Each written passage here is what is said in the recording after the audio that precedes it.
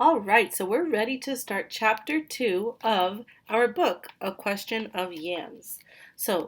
You should have read along with me chapter 1 and answered the questions that are on OneNote. If you didn't get a chance to do that, make sure you stop this video right now, go back and watch chapter 1's video and read along with me there and answer the questions on chapter 1 in OneNote. All right? Now, for those of you who did read along with me, we're talking about a village of people who grow a certain type of plant. It's a specific type of vegetable. What is that called? Well, it's in the title of our book. They plant yams. And we have the main character of our story. What is his name? His name is Kuri. And their village has missionaries there that are visiting them and teaching them about Jesus. And his father recently became a believer of Jesus. And his father is doing something that the headmen of their village are not happy about. So, let's continue reading, starting at chapter 2. Chapter 2, The Headmen. That night, the Christians met at Kuri's house. There weren't very many of them. The missionary ladies, Anne and Joyce, came too. Joyce was a tall lady with yellow hair and a sunburned face. She read some words from God's carving. Then Kuri's father spoke to the men. "Pray with us," he said. "I have planted my yams in the Christian way. So have 2 others." "Aren't you afraid?" asked one of the men in a low voice. "No," said Kuri's father. "The spirits cannot make the crops grow. We cannot make the crops grow. Only God can do that. God's carving says, 'Behold, God is mighty. He is mighty in strength and wisdom.'" The Christians prayed for a long time that night. When Kuri grew tired, he curled up on his mat and gazed at the smoky fire. "I wish we had planted the yams the way we used to," he thought. "How can Father be so sure about his God? What is going to happen to us?" Every day after that, Kuri went down to the garden to see how the yams were doing. One morning, he found sprouts, tender and green, poking up from the earth. He shouted the news to his family. "The yams have come up! Every one of them is sprouting!" "Thank God," Father said with a smile. "Behold, he is mighty." But that night, the headman paid Kuri's family a visit.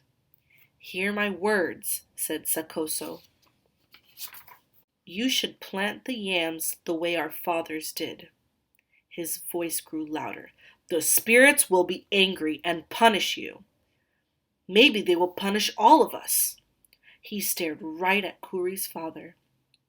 "Even if your yams have sprouted, they will die. Then you will go hungry." The headmen left, and Kuri looked to see if his father was worried. Father's dark eyes held only sadness. "We must pray more for those men," he said.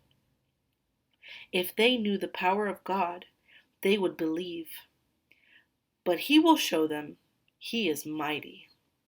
So, the headmen of the village are very upset because Kuri's father is not planting the yams the way that they always have.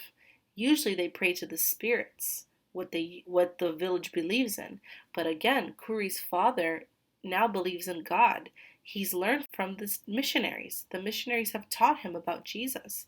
And so now he reads the Bible, which they call God's carving, and he knows that only God can bring these plants and bring them the blessings.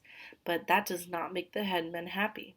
And the head of the headmen, Sakoso, is telling him that even if his plants grow, that they will die and they will be hungry, that they will not have anything to eat.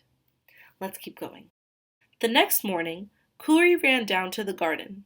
He knelt by the little plants, afraid that they would be wilted and brown. But they were still green, and they looked taller than ever. Day after day, the sun warmed the little plants. Day after day, The rain watered them, as it always did. Soon, bright green vines began to creep across the mounds. Kuri's mother weeded the vines and used her hoe to break up the soil around them. After a while, Kuri began to think more about hunting wild pigs than about yams. One day he and father had just started out when Sokoso stopped them. Your yams may still grow, but they will not live long, Sokoso warned.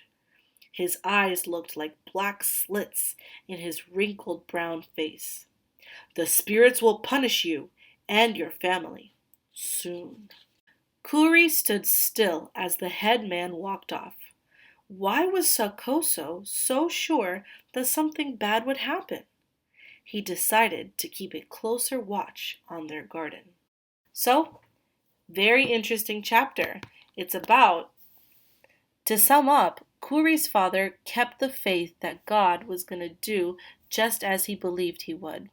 But the head men were watching and were hoping that this would not happen, that the yams that he's planted will not sprout. And if they do sprout, they're really hoping that they'll die and that they won't have food to eat. And this is just making Kuri very curious. So that's the end of chapter 2, and we will tune in to find out what happens next time. Now, your assignment is on OneNote once again to answer the questions for chapter 2. So be sure to head on over there and answer those questions.